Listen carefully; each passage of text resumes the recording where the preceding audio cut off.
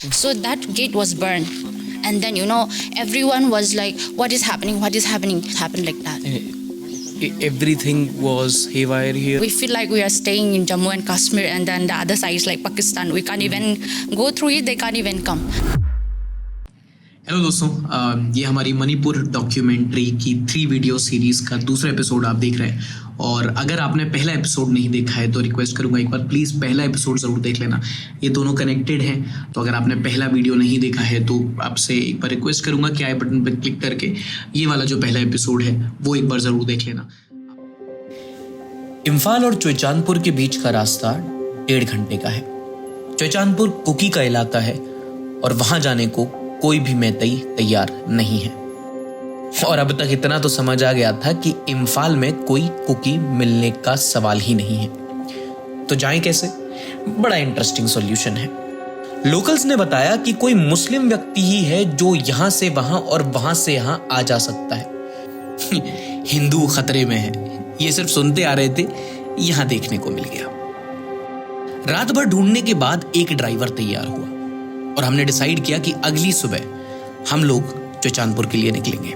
So it's day 2 इन मणिपुर। अभी हम लोग कल के दिन, क्योंकि रात को लेट बहुत हो गया था और हम लोग को बताया गया था कि नहीं भाई जाने का कोई फ़ायदा नहीं है क्योंकि बीच में रास्ते बंद कर दिए जाते हैं, कर्फ्यू लग जाता है। तो हम लोग कल रात को इम्फाल ही रुके और आज सुबह सुबह हम लोग चुइचांदपुर के लिए निकले हैं। मेरे लिए अभी भी विश्वास करना बहुत मुश्किल है कि एवरीथिंग लुक्स नॉर्मल।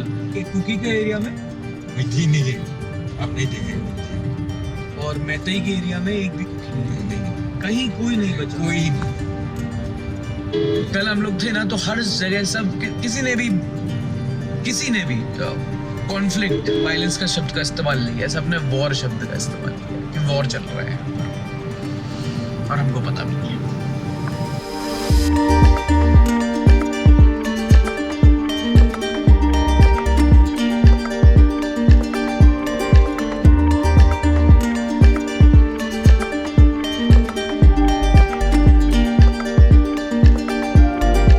मणिपुर का कॉन्फ्लिक्ट समझने के लिए ना मणिपुर की ज्योग्राफी समझना बहुत जरूरी है। 2 हिस्सों में डिवाइड कर लो इसको। मणिपुर में कुकी, मैतेई और नागा रहते हैं। मैतेईज यूजुअली प्लेन्स में रहने वाले ट्राइब्स हैं जो ओवर द टाइम हिंदुइज्म में कन्वर्ट हो गए और एसटी में नहीं आते। और कुकीज जो मोस्टली हिल्स में रहते हैं वो क्रिश्चियंस हैं।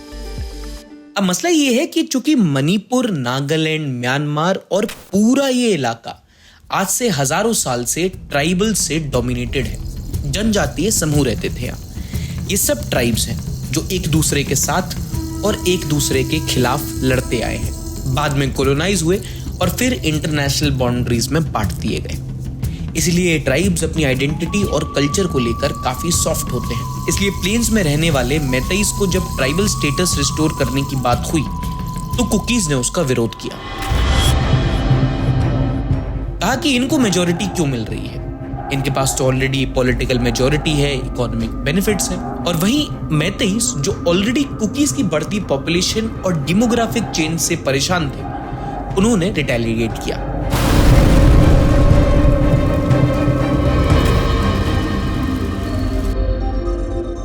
जैसे ही मोइरांग से निकले तो कुकीज के एरिया में पहुंचने से पहले हमारी फटके 2 हुई, फिर 3, फिर 4। इस इनविजिबल बॉर्डर के 2 किलोमीटर के दायरे में हमने 200 बार ऊपर वाले को याद किया होगा। Local police, Assam rifle, ITBP, BSF. 2 kilometre के दायरे में आर्म्ड फोर्सेस की ऐसी कोई कैटेगरी नहीं होगी जिसके चेक पोस्ट से हम नहीं गुजरे। जो बफर जोन बना रखा है उसमें कम से कम 11 से लेके 12 चेक पोस्ट बना रखे हैं।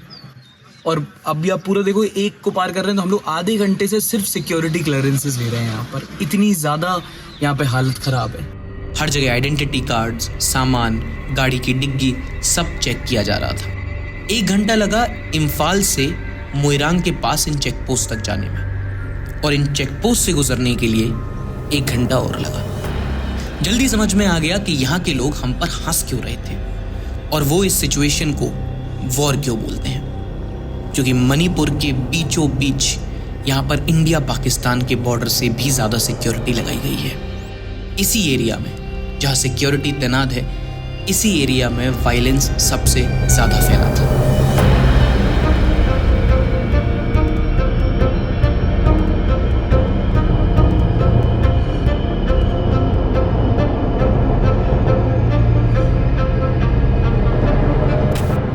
कुछ भी नहीं बचा था, कुछ भी नहीं। दुकानें लूटी जा चुकी थी, गाड़ी जल चुकी थी, घर टूट चुके थे। कभी इस गांव में बाजार हुआ करता होगा, अभी ना बाजार बचा है ना गांव। यही है तोरबुंग का इलाका, यहीं वायलेंस सबसे ज्यादा फैला था। Welcome to the Sunday Bharat Project. 24 states in 2024. This is a journey to understand India. और इसके थ्रू देश का जो भी लेखा जोखा है वो 2024 इलेक्शन के पहले आप तक लाने की कोशिश कर रहे हैं।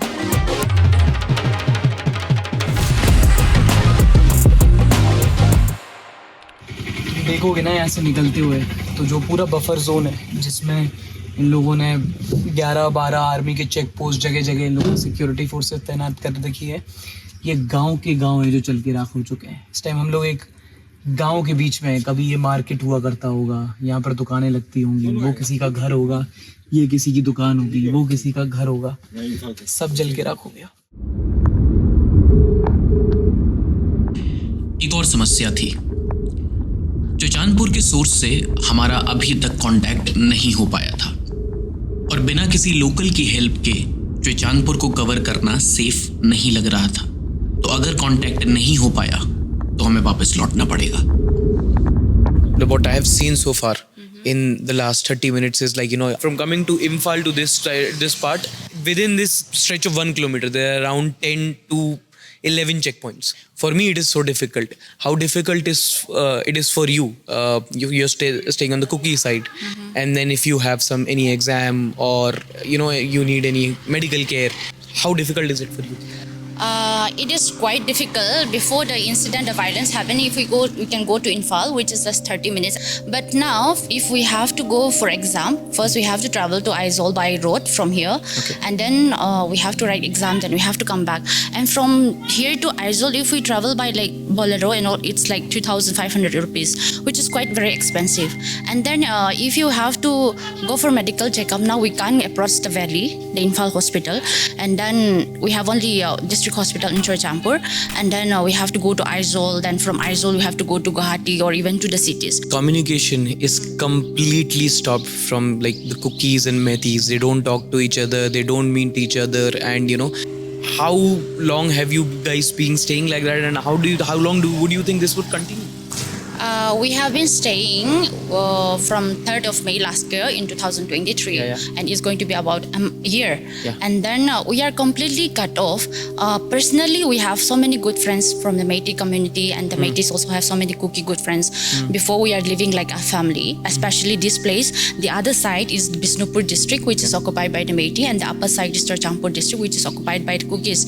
So we are more like a family, but now we are completely, bifurcated, and we become like India and Pakistan. And then especially this area, the border area here, we are buffer zone, and then we feel like we are staying in Jammu and Kashmir, and then the other side is like Pakistan. We can't even go through it, they can't even come. Partition के वक्त पे भी ये हुआ था। मैं ये सोच रहा था। इधर रह गए थे, कुछ लोग उधर रह गए थे, समझ रहे? ये उससे भी एडवर्स, उससे भी खराब चीज है यहाँ पे कि not even a single person of each community resides इधर उधर। मणिपुर के मैतेईज और कुकी का कॉन्फ्लिक्ट आज की न्यूज नहीं है, काफी पुराना मसला है। वो ट्राइबल्स जिनका रिलीजन अलग था, कल्चर अलग था, आइडेंटिटी अलग थी, पर फिर भी एक भाईचारा था। मिले सुर मेरा तुम्हारा तो सुर बने हमारा, you remember? And like other diverse communities, यहाँ भी एक अस वर्सेस देम वाली फीलिंग भी थी। May was the time when the violence really started picking up pace. Can you tell us like what was the situation like here On 3rd May, we have this peace rally against the Métis were demanding, ST status, scheduled tribe.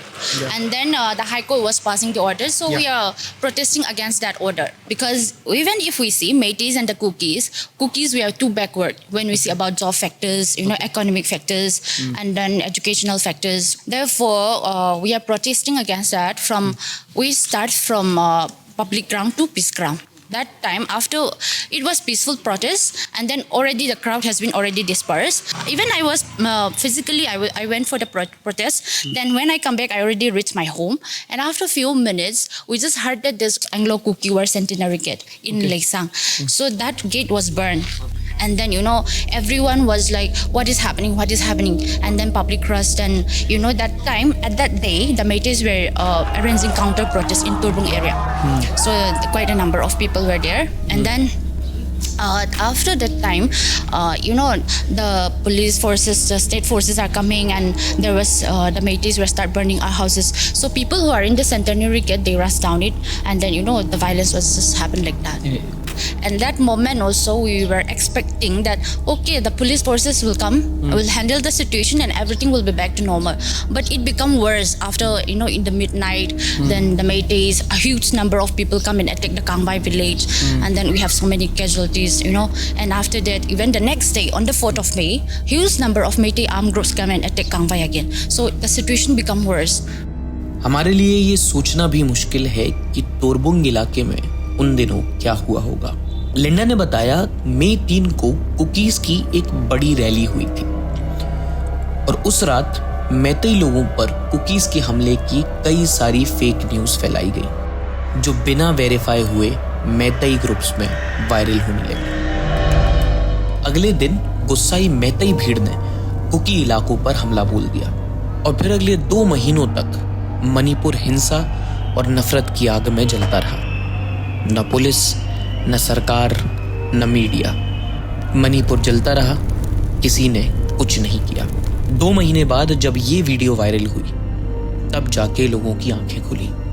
A horrific video of 2 women being paraded naked on a road by a group of men in Manipur has been shared widely on the social media. ये दोनों cookie महिलाएं थीं और इनके आसपास zombie बन चुकी मैतेई भीड़ और भी कई सारी सोशल मीडिया पर भड़काऊ खबरें आई। बेसिकली फेक न्यूज़ ने 2 कम्युनिटी के बीच रखे हुए बारूद में आग लगा दी थी और सुरेश की दुकान भी इन्हीं में से कोई हुई होगी। Do you see any hope of normalcy in the future? Hope keep us alive. So I hope, in the future we'll go back to the normal, or at least we'll be given the separate administration where we can govern ourselves, and we can be a very neighboring states, where we can share love, joy, which we have done before again. So I hope that sooner or later, if the government really takes the initiative and, if the government took their role and responsibility to carry out, definitely we'll go back to normal. Okay. Manipur का ये war सिर्फ आम लोगों तक सीमित नहीं है। एक और वीडियो वायरल हुआ था। ये कुकी महिलाएं हैं जो आर्मी को वहां से नहीं जाने के लिए रिक्वेस्ट कर रही हैं। इन्हें मणिपुर पुलिस पर भरोसा नहीं है और इसीलिए कुकीज के अपने आउटफिट्स होते हैं, जिनके मणिपुर की सरकार के साथ जब तब आर्म्ड क्लैशेस होते रहते हैं। और यही रीजन है वॉर कॉन्फ्लिक्ट के दूसरे फैक्टर का। मणिपुर में कुकीज के कुछ फ्रैक्शन की डिमांड है एक सेपरेट कुकी लैंड, लेकिन सरकार उसके लिए राजी नहीं है। We can't even imagine this thing would ever happen, not even in a nightmare, okay? Now, seeing the situation, and then we feel like we have been divided demographically, culturally. Everything is divided between the Kukis and the Métis. So, if we really think about it as Indian citizens, as a very, very proud citizens of this country, I really feel bad and I really feel very sorry. Relief camp में एक शब्द पड़ा था, narco terror, और पिछली रात उसी को गूगल किया था। बेसिकली ये पूरा रीजन है गोल्डन ट्राइंगल और यहाँ चलता है ड्रग्स और माफिया राज। और चाइना म्यांमार के इस गोल्डन ट्राइंगल की सप्लाई डिमांड गेम में इंडिया का बॉर्डर स्टेट मणिपुर भी आ जाता है। मणिपुर के हिल रीजन में बहुत बड़ी संख्या में अफीम उगाई जाती है जो बॉर्डर से स्मगल करके म्यांमार और चाइना के मार्केट तक पहुंचती है। और मैतेई की एक सिविल सोसाइटी ग्रुप के अनुसार कुकी मिलिटेंसी के पीछे इन्हीं ड्रग माफिया का हाथ है। ये इंस्टेबिलिटी चाहते हैं क्योंकि सरकार काफी टाइम से इनकी दुकानों पर ताले लगा रही थी। तो सवाल ये कि क्या ये ड्रग माफिया है, और अगर है तो क्या इतना इन्फ्लुएंशियल है कि पूरे एक स्टेट से ही लफड़ा कर ले। मुझे सही में इस टाइम पे ऐसा नहीं लग रहा कि मैं अपने भारत देश में हूँ जो एक फुली इंडिपेंडेंट डेमोक्रेटिक कंट्री है। अगर कोई एक विजिट करने के लिए आ रहा है तो इतनी सिक्योरिटी के बीच में आना जाना पड़ता है। ये मणिपुर के इस एरिया की एक नॉर्मल विलेज हुआ करता था एक पॉइंट पे, और इस पॉइंट पे आप ये हालत देखो यहाँ पर। हाँ जी, thank you so much for talking. Thank you. Nice to meet you. जब ये चेकपोस्ट से निकले तो बस यही सोच रहा था कि कुकी रिलीफ कैंप में जा पाऊंगा या नहीं। इतनी सिक्योरिटी के पार कुकी विक्टिम्स अपने रिलीफ कैंप्स में कैसे रह रहे होंगे। कितने सुरेश होंगे जो इम्फाल से भागकर चांदपुर चले गए या नहीं जा पाए। Horrific pole violence being reported in Manipur, which has been witnessing several instances of violence on and off over the last several months.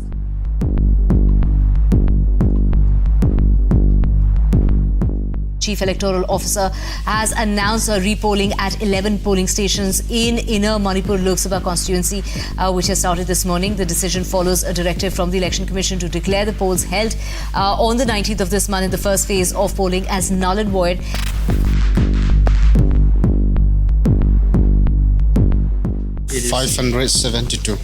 $572 people are staying here. Innocent लोग हैं, इनका कोई लेना देना नहीं था कुकी या मैतेई वाली डिबेट से। ये बस नॉर्मल लोग थे जो नॉर्मल काम करके अपना जीवन यापन कर रहे थे। एक दिन वायलेंस होता है, दूसरे दिन इनको पता चलता है और तीसरे दिन उसका शिकार हो जाते हैं।